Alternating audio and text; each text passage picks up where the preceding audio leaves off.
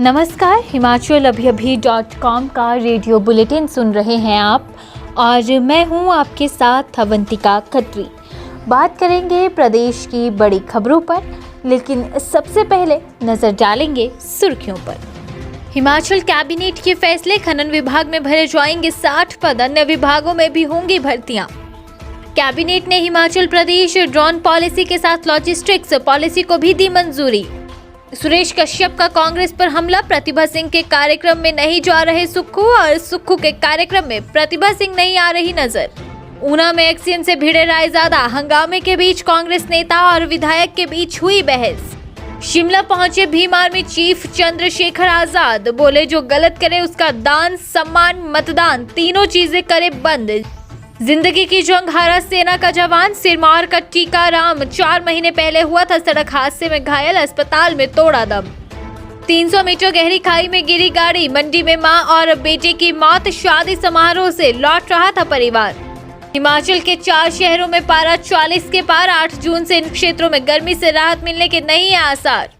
हिमाचल के 4 शहरों में पारा 40 के पार, 8 जून से इन क्षेत्रों में गर्मी से राहत मिलने के आसार। अब खबरें विस्तार से। आपके स्वास्थ्य का प्रहरी, श्री बालाजी हॉस्पिटल, कांगड़ा, हिमाचल। सीएम जयराम ठाकुर की अध्यक्षता में आज कैबिनेट बैठक का आयोजन हुआ, जिसमें कई बड़े फैसले लिए गए। इसके साथ ही कई विभागों में पदों को भरने की भी मंजूरी दी गई। आज आयोजित हुई कैबिनेट बैठक में खनन विभाग में अलग अलग श्रेणियों के 60 पद भरने को मंजूरी दी गई। बैठक में प्रदेश में अवैध खनन की निगरानी के लिए उद्योग विभाग में खनन निरीक्षक के 12 पद, सहायक खनन निरीक्षक के 24 पद और खनन रक्षक के 24 पदों के सृजन को मंजूरी दी गई। इसके साथ ही कैबिनेट ने क्षेत्र के विद्यार्थियों की सुविधा के लिए जिला सिरमौर के नाहरादार में नव स्वीकृत राजकीय महाविद्यालय के संचालन के लिए अलग अलग श्रेणियों के 16 पद सृजित करके भरने की स्वीकृति दी। कैबिनेट ने मंडी जिला के धर्मपुर स्थित जल शक्ति विभाग में अधीक्षण अभियंता यांत्रिकी का 1 पद सृजित करने को स्वीकृति प्रदान की। हिमाचल प्रदेश कैबिनेट की बैठक सीएम जयराम ठाकुर की अध्यक्षता में शिमला में आयोजित हुई। बैठक में कई बड़े फैसले लिए। कैबिनेट ने हिमाचल प्रदेश ड्रोन पॉलिसी 2022 को भी स्वीकृति दी। इस पॉलिसी में ड्रोन के उपयोग से शासन और सुधार के आधार पर निर्मित एक समग्र ड्रोन इकोसिस्टम की परिकल्पना की गई है। नीति का मुख्य उद्देश्य राष्ट्रीय शिक्षा नीति 2020, हिमाचल प्रदेश औद्योगिक निवेश नीति, हिमाचल प्रदेश स्टार्टअप नवाचार योजना, राष्ट्रीय कौशल योग्यता फ्रेमवर्क जैसे संस्थागत संयोजन के माध्यम से डिजिटल स्काई अवसरों का उपयोग करना है। कैबिनेट ने हिमाचल प्रदेश लॉजिस्टिक्स पॉलिसी 2022 को भी स्वीकृति दी। हमीरपुर पहुंचे प्रदेश बीजेपी अध्यक्ष सुरेश कश्यप ने कांग्रेस में चल रही गुटबाजी पर तंज कसते हुए कहा कि प्रदेश में कांग्रेस पार्टी 2 धड़ों में बटी हुई है। हालत ऐसी है कि प्रतिभा सिंह के कार्यक्रम में सुक्खू नहीं जा रहे हैं और सुक्खू के कार्यक्रम में प्रतिभा सिंह नहीं जा रही हैं। प्रदेश बीजेपी अध्यक्ष सुरेश कश्यप ने कहा कि कांग्रेस में गुटबाजी बढ़ती जा रही है। उन्होंने कहा कि कांग्रेस आए दिन बीजेपी पर उल्टी सीधी बयानबाजी करती रहती है।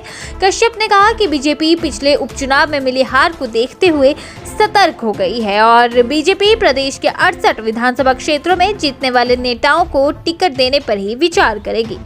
हिमाचल प्रदेश के जिला ऊना में कांग्रेसी विधायक सतपाल सिंह रायजादा ने सोमवार को जल शक्ति कार्यालय के एक्सियन नरेश धीमान का घेराव करते हुए मलाहत में बनने वाले टैंक के टेंडर रद्द करने का कारण पूछा। साथ ही बार-बार शिकायत करने के बावजूद क्षेत्र में पानी न आने का मुद्दा भी उठाया। करीब 45 मिनट हुए हंगामे के दौरान दोनों की बहस भी हुई। रायजादा ने एक्सियन पर कांग्रेस की अनदेखी कर बीजेपी ठेकेदारों को काम देने का आरोप लगाया।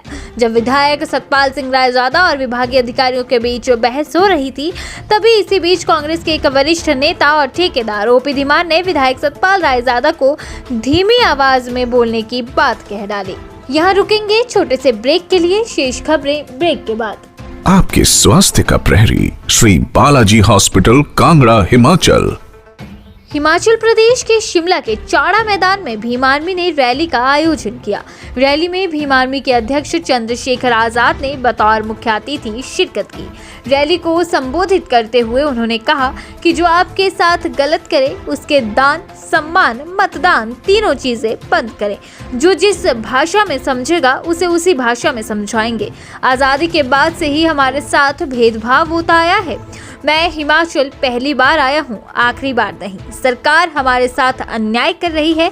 सरकार को चेतावनी देते हुए उन्होंने कहा कि हम डरने वालों में से नहीं हैं, हम वो हैं जो डराते हैं। हमें अपना रास्ता खुद बनाना है और इसके लिए हमारी पीढ़ियां भी तैयार होनी चाहिए। जिला सिरमौर के शिलाई उपमंडल की झकांडो पंचायत के रहने वाले सेना के जवान टीकाराम की दिल्ली के सेना अस्पताल में उपचार के दौरान मौत हो गई। टीकाराम 4 महीने पहले सड़क दुर्घटना में गंभीर रूप से घायल हो गए थे। तभी से उनका इलाज दिल्ली के सेना अस्पताल में चल रहा था। फरवरी महीने में पठानकोट से छुट्टी पर लौटते समय टीकाराम सड़क हादसे में घायल हो गए। हादसे में उन्हें स्पाइनल इंजरी हुई थी। गत दिवस उनके उपचार के दौरान मौत हो गई। टीकाराम की मौत की खबर के बाद से शिलाई क्षेत्र में शोक की लहर है। टीकाराम की 7 महीने की मासूम बेटी और पत्नी की आंखें नम है। मंडी जिला के नगरोटा में सड़क हादसे में मां और बेटे की मौत हो गई। हादसा देर रात 1 बजे द्रंग तरियामवली कटीड़ी मार्ग पर हुआ। यहां एक गाड़ी 300 मीटर गहरी खाई में जा गिरी, जिसमें 2 की मौत और 2 युवतियां घायल हो गई हैं। दोनों घायलों को जोनल अस्पताल मंडी में भर्ती करवाया गया है। कुलांदर गांव निवासी काकू परिवार समेत नगरोटा में शादी समारोह से वापस घर लौट रहा था। इसी बीच घर के पास वो गाड़ी खड़ी कर जैसे ही नीचे उतरा तो अचानक गाड़ी पीछे हटी और करीब 300 मीटर गहरी खाई में जा गिरी। घटना में काकू की पत्नी और छोटे बेटे की मौके पर ही मौत हो गई है, जबकि बेटी और एक अन्य युवती गंभीर रूप से घायल है। हिमाचल प्रदेश में पारा लगातार चढ़ता जा रहा है। प्रदेश के 4 शहरों में अधिकतम तापमान 40 डिग्री सेल्सियस के पार दर्ज किया गया है। मैदानों के साथ पहाड़ी भागों में लोग गर्मी से बेहाल हैं। सोमवार को ऊना, हमीरपुर, धौलाकुआं और बरठी में अधिकतम तापमान 40 डिग्री से अधिक और बिलासपुर में 40 डिग्री सेल्सियस दर्ज हुआ। प्रदेश के मैदानों और निचले भागों में फिलहाल गर्मी से राहत मिलने के आसार कम हैं। मौसम विज्ञान केंद्र शिमला के अनुसार मैदानी जिलों ऊना, बिलासपुर, हमीरपुर और कांगड़ा में 10 जून तक मौसम साफ रहेगा। इस दौरान धूप खिलने से तापमान में और ज्यादा बढ़ोतरी दर्ज होने की संभावना है। हालांकि मध्य और उच्च पर्वतीय कुछ स्थानों में 8 जून से गर्मी से राहत मिल सकती है। रेडियो बुलेटिन में फिलहाल के लिए बस इतना ही। नमस्कार।